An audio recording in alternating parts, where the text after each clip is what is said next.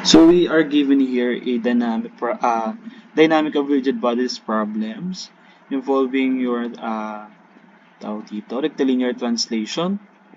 So kapag ganito, ah, pag mag-solve tayo ng mga ganitong problem, we need to determine your free body diagram, your given para maisin nating maunawaan kung ano ba talaga yung tinatanong sa problem natin. So we are given here a ball is dropped from the highest point of a pinnacle 75 feet or 22.86 meter high at the very moment that a subsequent ball is tossed vertical from the beginning at an underlying speed of 35 feet per second or 10.67 meter per second.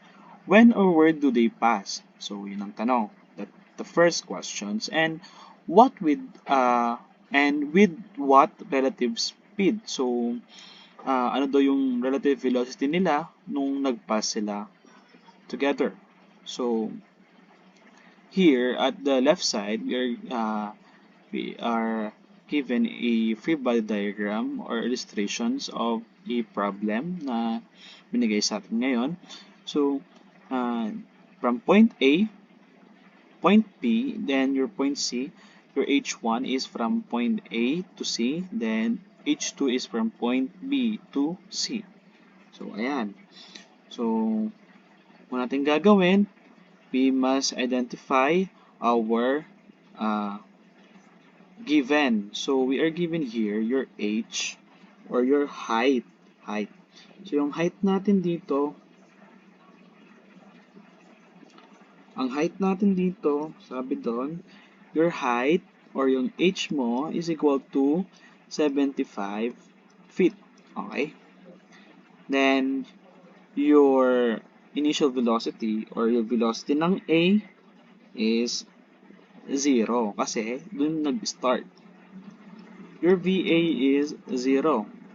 Then, your velocity at B velocity at B, syempre, kung saan siya babagsak, meron daw 35 feet per 35 feet per second.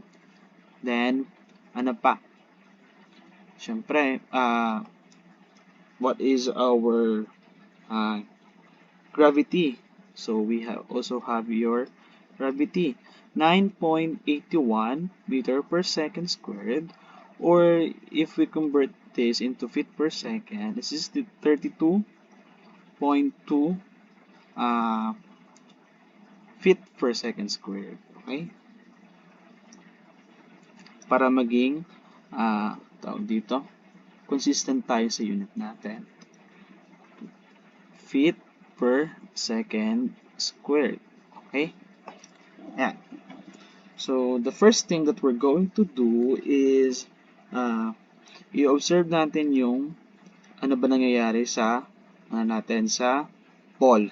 So, from A to C, we can conclude na from A to C, gumana ng pen natin.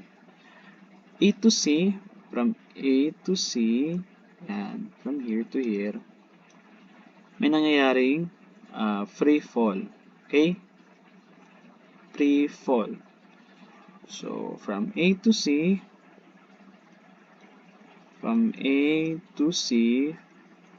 may free fall. Free fall yan. Okay? Free fall. So, if that case, we have your H1, para makuha natin H1. So, your H1, okay, H1 is equal to 1/2 of your GT squared. Okay? GT squared. So, ano ba yung ano natin? We don't have yet your time. So, H1 is equal to 1/2 of 32.2 times t squared. So, your H1 is equal to 16.1 t squared. 16.1 t squared. Ayan. That is the value of your h1. Next, from ano naman tayo? From B to C. So, from B to C naman, okay, B to C. From B to C, may upward motion tayo na nangyayari. From B to C,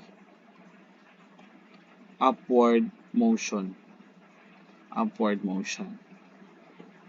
As we can observe, from B to C, merong upward. Wait, what tayo doon? Okay. Kaya mabura. B to C, may upward na motion. So, ano yung gagamitin nating equilibrium equation? So, for you to get your H2, for equation for H2, that is your S, sige, lagyan natin dito. Your S is equal to initial velocity times the time plus 1/2 of your wait lang, ayaw mabura. Okay, 1/2 of your acceleration times t squared. So, ano yan? So, your S or your tawag dito, H2, your H2 is equal to 35 times t plus half of your acceleration na what is your acceleration here? Your accelerations or your your gravity is equal to 32.2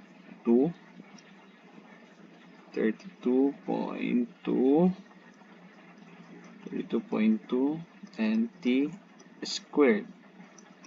So we have your H2 that is equal to 35t plus 16.1 t squared is your equation number 2.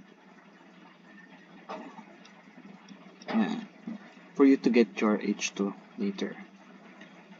So, okay.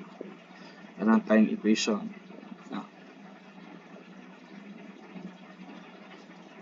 So, after that,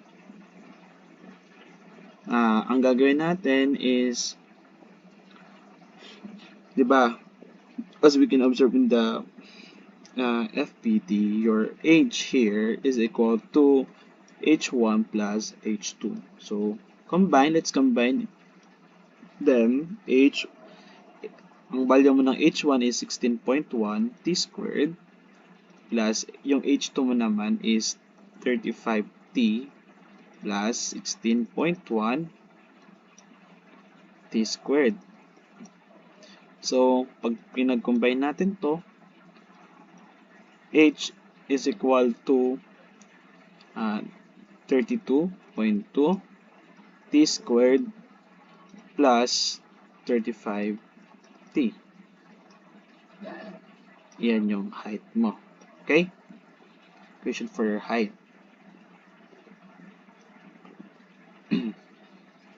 Tama ba ako? Okay. Let's ano pala to? Since upward motion pala, pababa. So, this is minus pala. Sorry, guys. Minus dapat to. This is minus. So, minus. So, ulitin natin dito. H2 is equal to 35t minus 16.1 t squared. So, mawawala yung 16, makakancel to. Ayan. So, may iwan ka na lang na h equals to 35t. Tama ba? 35t.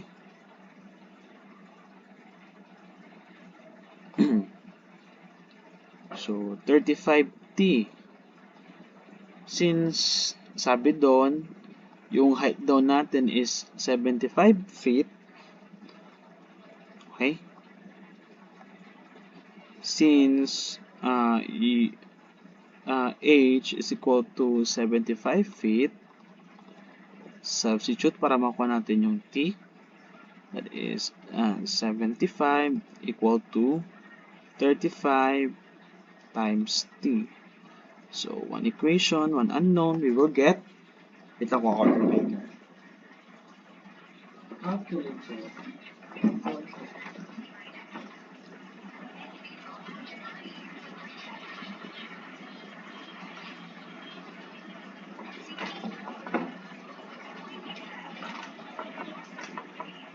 So, your time is equal to 2.14 seconds. 2.14 seconds yung time natin.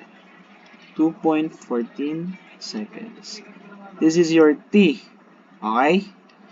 So, para makuha natin yung let's identify your h1.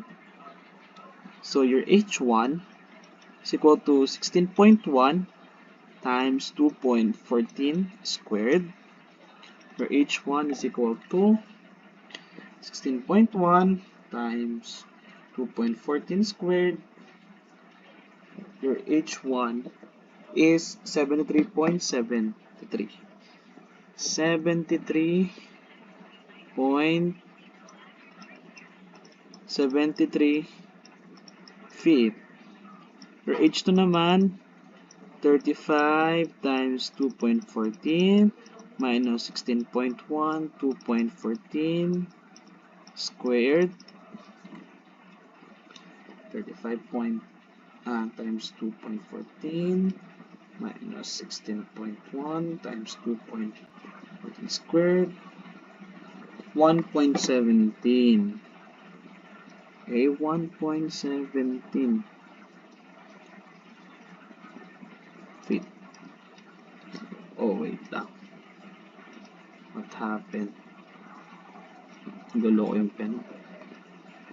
1.17 feet. Ayan. If we go into total that one, that is equal to basta malapit lang siya. Magiging 75 feet. So, ayan. We already have your H1 and H2. So, next, what we're going to do is to